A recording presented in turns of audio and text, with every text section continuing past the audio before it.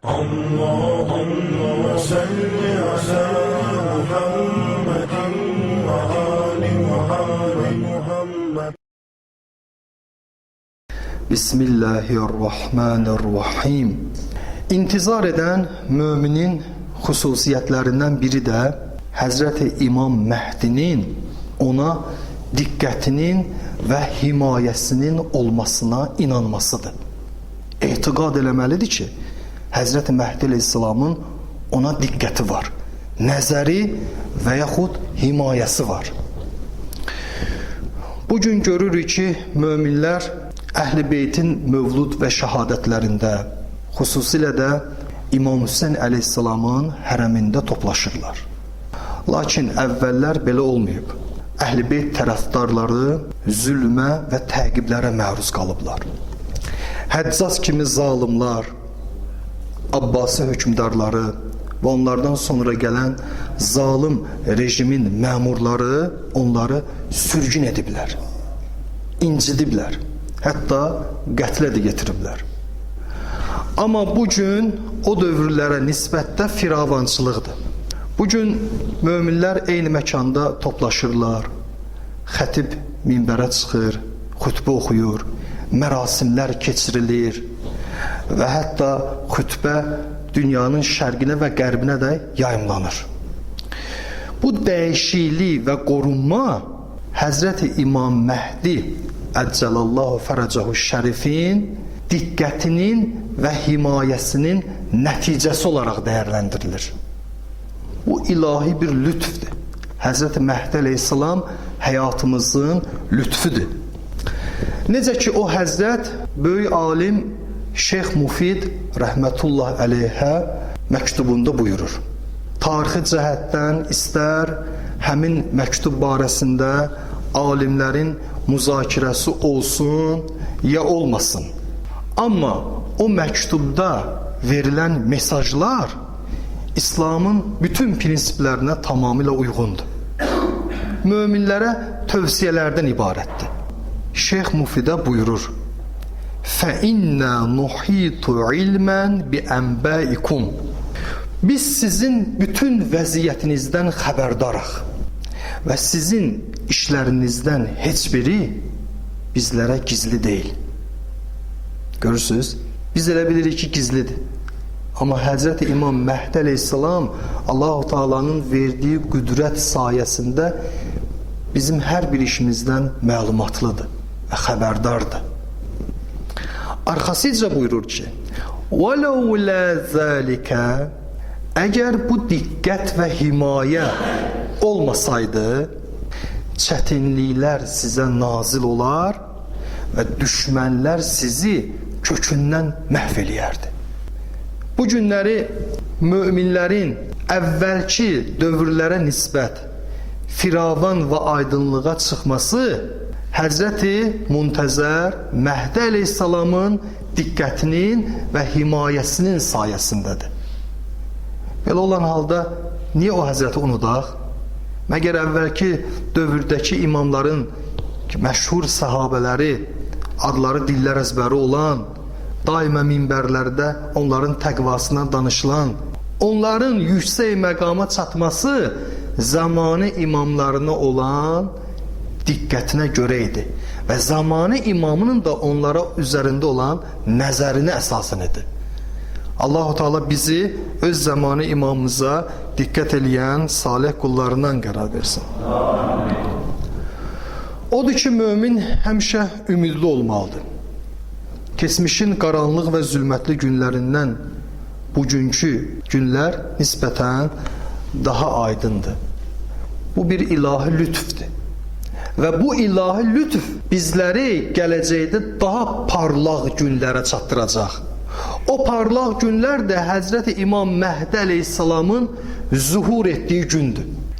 İlahi ədalət hökumətinin qurulduğu və Həzrəti Məhdi Aleyhisselamın zuhuru ilə gerçəkləşən böyük zəfər günüdür.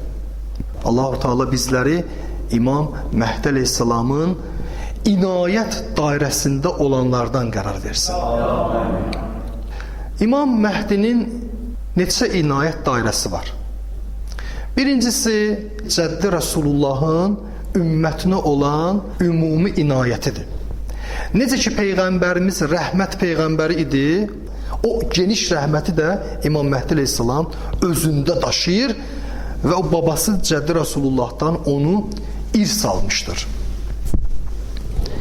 İkincisi, atası Əmirul Mumininin şiələrinə olan xüsusi inayətidir. Üçüncüsü də özünə yaxın olan seçilmiş dostlarına, onun intizarını çəkənlərə və müxtəlif münasibətlərdə onunla əlaqə qurmağa çalışanlara aiddir. Müxtəlif münasibətlər deyiləndə cümə günləri bir mömin İmam Məhdi əleyhissalam üçün dua edir.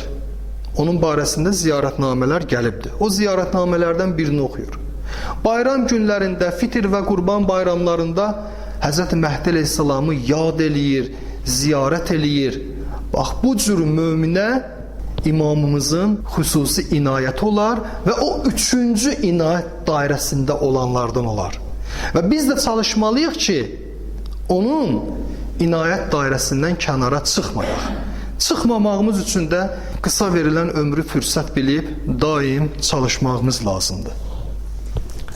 Üçüncü dəstə insanlar necədir? Onlar öz zamanlarının imamını heç vaxt unutmurlar. Onların sevinci imamsız tamam olmur. Məsələn, bayram günlərində insanlar gülürlər, şənlənirlər, təzə paltarlar geyinirlər, düzdürmü? Belə bir dəstədə olan mömin ilk öncə nə edir?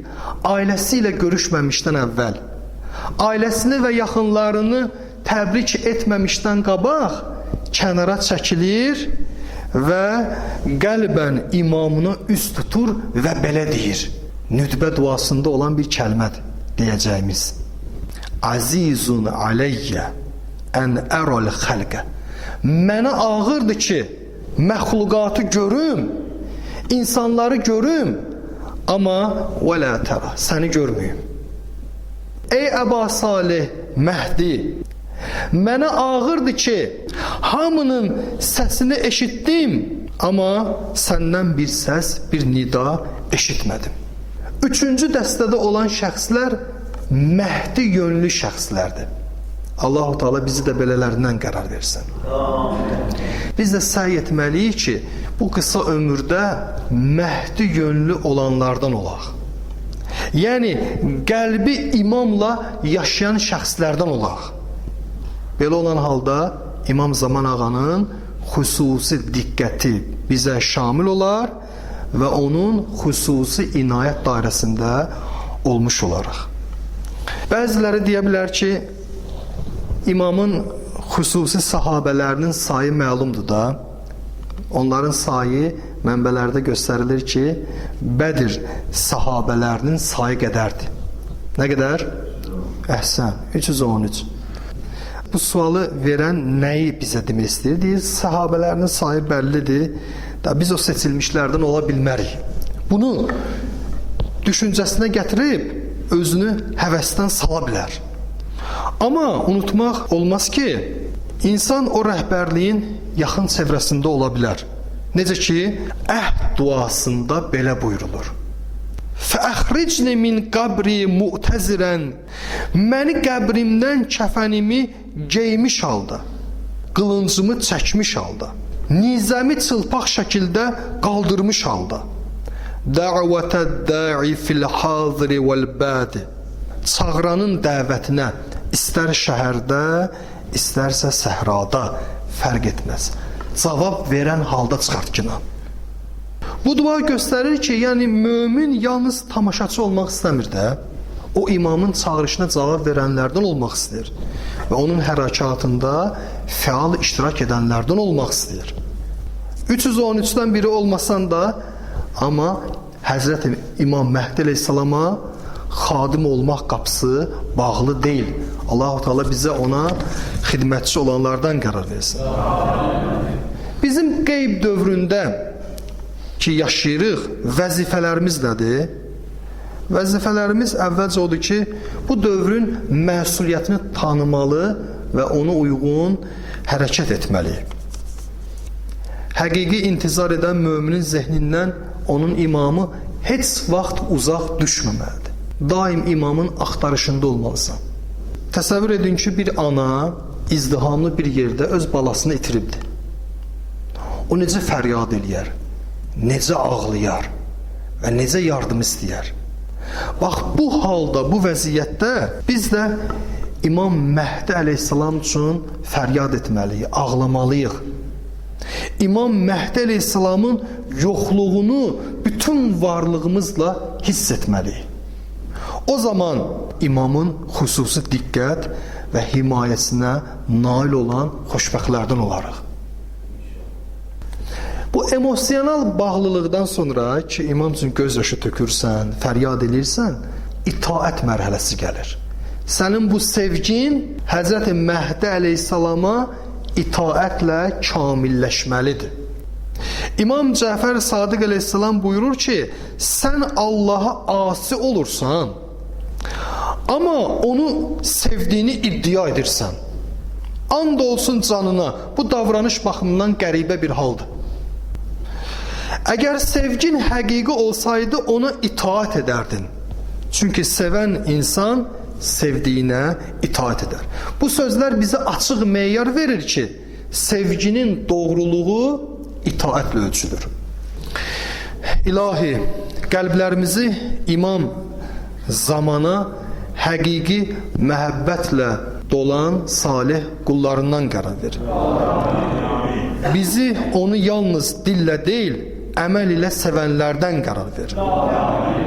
İlahi, qeybət dövründə vəzifəsini tanıyan, ona sadiq qalan və yolundan ayrılmayan bəndələrindən etkinə.